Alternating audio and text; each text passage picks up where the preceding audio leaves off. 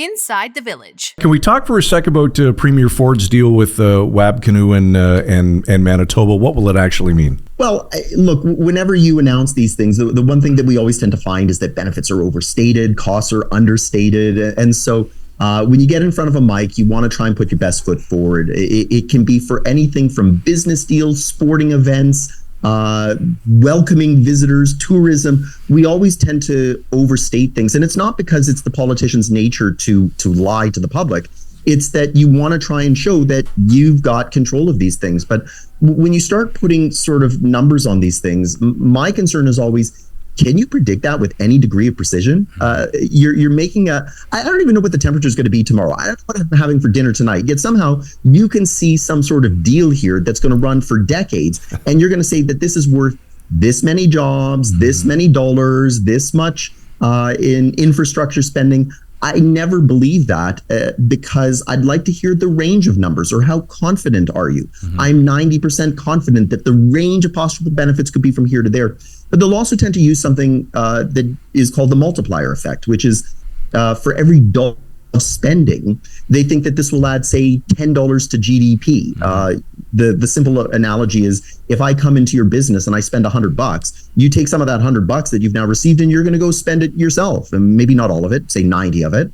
And the recipient of that 90 then goes off and spends maybe 90% of that. And the recipient of that spends 90% and so forth. By the time we're done, my initial $100 could actually add a lot to the economy.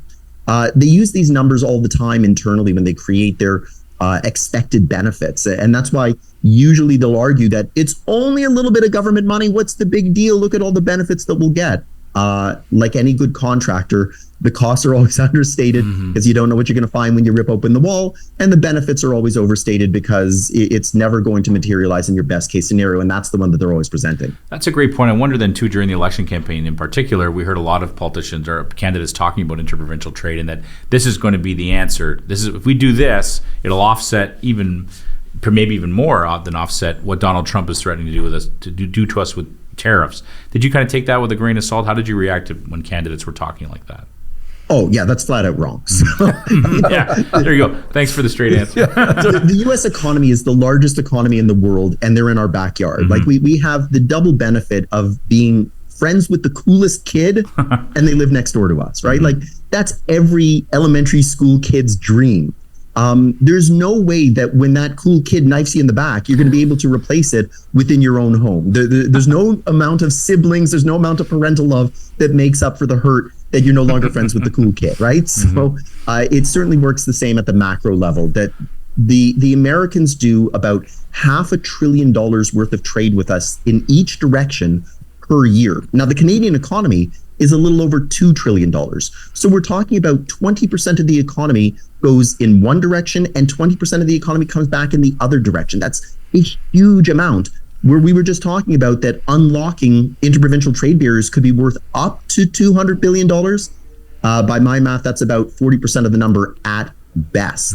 So it could offset it.